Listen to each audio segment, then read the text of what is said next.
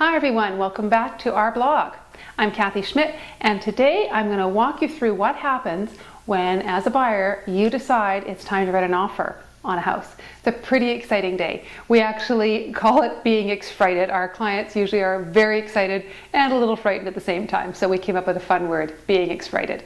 It is a big deal, but it also is a very, very exciting and satisfying day. Hopefully everything comes together and we've got a celebration at the end of the day.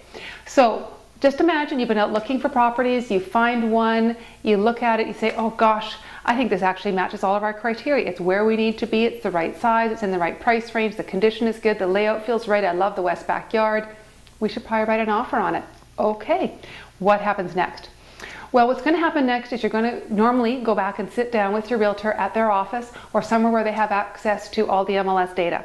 Because one of the first things you want to do is you want to find out what an objective opinion of value is of that property. Not what the seller wants, not even what you would like to pay, but what's an objective opinion based on the data. Doesn't mean you can't negotiate really well. Absolutely want to do that. But we want to look at it and say, what would an appraiser say this property is worth? Because we've got to make sure you're going to get your financing approved. So there's no point in offering the sun, moon, and stars if the appraiser isn't going to agree with the value.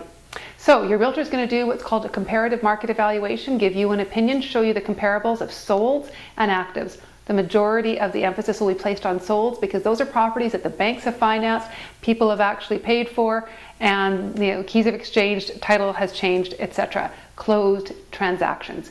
That's where the rubber has really met the road. The proof is in the pudding, as the saying goes. So you're going to have your realtor do a market evaluation for you. Then you're going to sit down and say, okay, where would we like to make our initial offer? Usually it is a negotiation. Not that often is the first offer accepted, but it can be. You just never know what that seller has in their mind and how anxious they are to sell. Could be that they just regretted letting something else go and you bring in a reasonable offer, they might sign it. But it is usually a conversation. So you're going to talk about a few things. You're definitely going to talk about price, possession day, very, very important. Conditions. Conditions are something, imagine anything you would say, I will buy this property if, fill in the blank. That's a condition.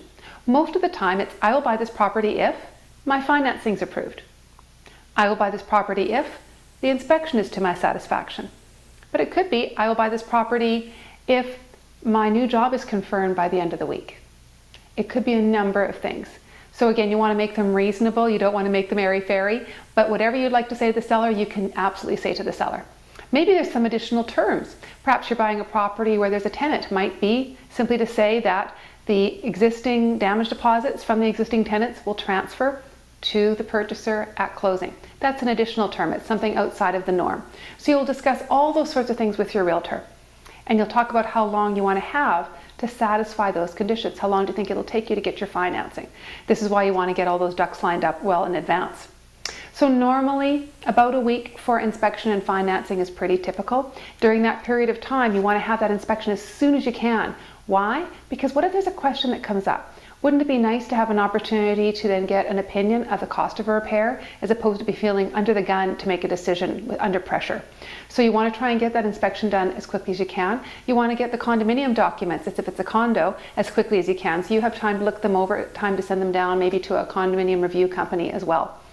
So let's presume that all has gone well. If you had some questions, they've been answered to your satisfaction, then you're going to sit down with your realtor and you're going to remove the conditions. It's going to be a separate form. It's going to say, I am now satisfied that these conditions have been met. You'll sign it off. It goes off to the seller.